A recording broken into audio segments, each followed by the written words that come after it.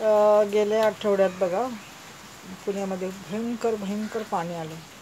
खडकवासला धरणामधून भयंकर पाणी सोडण्यात आलं आणि ते पाणी लोकांच्या इमारतीमध्ये आणि घरांमध्ये शिरलं, म्हणजे आलं. ते पाणी आल्याच्या नंतर त्यांचं प्रचंड नुकसान झालं, अतोनात हाल झाले. आणि ते पाणी आलं रात्री, म्हणजे माणसं झोपेत होती तेव्हा.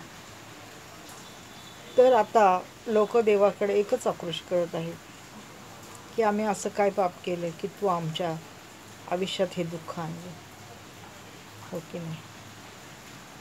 तर त्यांच्या घरातलं सगळं सामान, म्हातारी माणसं, लहान मुलं, ह्यांना इतकं अतोनात हाल झाले त्यांचे, काय सांगू तुम्हाला. मी ऐकते पण आणि रोज पाहते पण आणि दाखवतात पण सर्व यूट्यूबला, बातम्याला.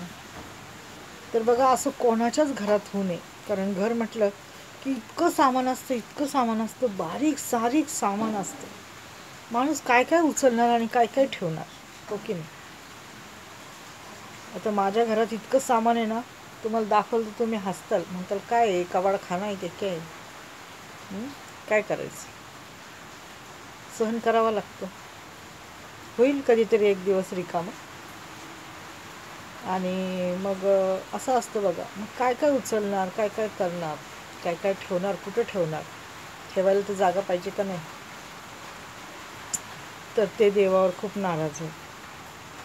माणूस होतो नाराज मनातून की देवा तू का आम्हाला हे एवढं मोठं संकट दिलंस.